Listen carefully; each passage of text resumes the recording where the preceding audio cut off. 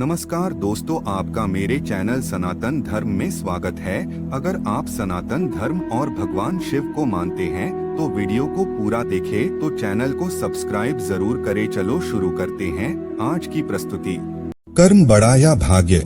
यह प्रश्न प्राचीन काल से ही एक उलझन बना हुआ है। संसार में कर्म को मानने वाले व्यक्ति कहते हैं कि भाग्य कुछ नहीं होता, तो कुछ भाग्यवादी व्यक्ति कहते हैं कि भाग्य में जो कुछ भी लिखा है वह निश्चित है। मनुष्य कर्म और भाग्य इन दोनों बिंदुओं को अलग अलग दृष्टिकोण से देखते हैं। कर्म और भाग्य के इस प्रतिद्वंद का सत्य व सटीक उत्तर श्रीमद् भगवत गीता में स्पष्ट किया गया है, जिससे आज हम आपको परिचित कराएंगे। भाग्य व कर्म को स्पष्टता से समझने के लिए पुराणों में एक कथा का उल्लेख मिलता है। वह कथा इस प्रकार है। प्राचीन काल में एक संत हुआ करते थे। उनका नाम ज्ञानेश्वर था। उनके दो शिष्य थे, कर्मेश्वर और भागेश्वर। एक दिन कर्मेश्वर और भागेश्वर के बीच बहुत बड़ी बहस हो गई कि कर्म बड़ा है या भाग्य। कर्मेश्वर कर्म को बड़ा मानता था, परंतु भागेश्वर भाग्य को बड़ा मानता था। उन दोनों में बहस इतनी बढ़ गई कि उन्हें जाकर अपने गुरु ज्ञानेश्वर से इसका उत्तर मांगना पड़ा। उनके गुरु ज्ञानेश्वर ने उनसे कहा कि मैं तुम्हें इसका उत्तर अवश्य दूंगा। प्रातःकाल तुम दोनों मुझे मेरी कुटिया के आगे मिलना। ऐसा कहकर ज्ञानेश्वर ध्यान लगाने चले गए। अगले दिन कर्मेश्वर और भागेश्वर गुरुजी की कुटिया के आगे खड़े हो गए। जब उनके गुरुजी अपनी कुटिया से बाहर आए, तब उन्होंने अपने शिष्यों को एक बहुत गहरे अंधेरे वाली कुटिया में बंद कर दिया। उस कुटिया में रोशनी की एक भी किरण नहीं थी। कुछ समय बीतने के पश्चात कर्मेश्वर और भागेश्वर को भूख प्यास लगने लगी। भागेश्वर ने सोचा, जो मेरे प्रारब्ध यानी जो मेरे भाग्य में लिखा है वह निश्चित है, उसमें मैं परिवर्तन नहीं कर सकता।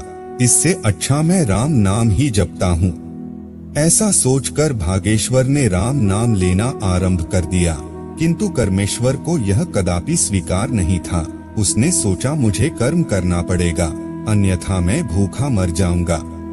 तो वह खड़े होकर उस अंधेरी कुटिया में खाने पीने की वस्तु खोजने लगा। कभी उसका सिर किसी वस्तु से टकरा जाता, तो कभी उसके पैर में चोट लग जाती, किंतु वह ना तो थका और ना ही उसने हार मानी। बहुत प्रयत्न करने के पश्चात उसे एक मटका मिला। जब उसने मटके के अंदर हाथ डाला तो मटके में उसे चने मिले। कर्मेश्वर चनों को पाकर इतना प्रसन्न हुआ कि उसकी प्रसन्नता का कोई ठिकाना नहीं था। फिर वह वहां बैठकर उन चनों को खाने लगा। चने खाते खाते कभी कभी उसके मुंह में कुछ कंकड़ आ जाते, तो वह उन कंकड़ों को भागेश्वर को दे दिया करता था। अगली सुबह जब उनके गुरुजी ज्ञानेश्वर ने कुटिया का द्वार खोला तो देखा कि कर्मेश्वर का तो पेट भरा हुआ था, परंतु भागेश्वर भूखा था। कुटिया का द्वार खुलने के कारण जब कुटिया में रोशनी हुई, तब कर्मेश्वर आश्चर्यचकित रह गया। कर्मेश्वर भागेश्वर को जो कंकड़ समझकर दे रहा था, वह कंकड़ नहीं किंतु हीरे थे। इस कथा का अर्थ व निष्कर्ष हर व्यक्ति के लिए अलग अलग हो सकता है। अब हम आपको बताएंगे कि कर्म बड़ा है या भाग्य। वास्तव में सत्य तो यह है कि दोनों एक दूसरे से संबंधित है। दोनों में से कोई भी ना तो छोटा है और ना ही बड़ा। अगर आप अच्छे कर्म नहीं करेंगे तो परिणाम स्वरूप आपका भाग्य भी आपका साथ नहीं देगा, और अगर आपका भाग्य अच्छा नहीं होगा तो आप कर्म भी ठीक से नहीं कर पाएंगे। श्रीमद् भगवत गीता के 3 अध्याय के 8वें श्लोक में भगवान श्री कृष्ण अर्जुन से कहते हैं, नेतं कुरु कर्म त्वं कर्मं ज्यायो है कर्मण शरीर्यात्रापि चते न प्रसिद्ध ध्येत कर्मण। अपना नित्य कर्म करो, क्योंकि कर्म ना करने की अपेक्षा कर्म करना श्रेष्ठ है। कर्म के बिना तो शरीर का निर्वाह भी नहीं हो सकता। इस संपूर्ण कथा के अनुसार कर्मेश्वर हो या भागेश्वर, दोनों को ही कर्म करना पड़ा। एक ने खाने की खोज की तो दूसरे ने राम नाम की साधना। कर्म करने से कोई मुंह नहीं मोड़ सकता, और अगर आपने कर्म किया है तो उसका फल आपको अवश्य मिलेगा। अब बहुत से व्यक्ति यह भी कहेंगे कि भागेश्वर को इतना बड़ा फल क्यों मिला। इससे संबंधित भी भगवान ने कहा है, सर्वधर्मान् परित्यज्य मामेकं शरणं व्रज, अहम त्वा सर्व पापेभ्यो मोक्षयिष्यामि मा शुच।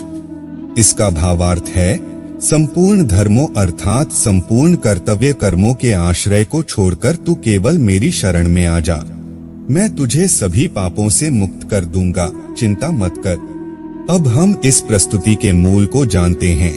कर्म या भाग्य में से कोई भी छोटा या बड़ा नहीं होता। भाग्य लोहे के समान है। जहाँ कर्म रूपी चुंबक होता है वहीं भाग्य खींचा आता है। वास्तव में भाग्य हमारे कर्मों का ही परिणाम है। अनुकूल कर्म किए जाएं तो भाग्य को अपनी ओर मोड़ा जा सकता है, परंतु भाग्य के सहारे बैठकर कर्मों से दूरी बना लेना ही पराजय, दुख और परेशानियों का कारण बनता है। तो दोस्तों, आज के लिए बस इतना ही।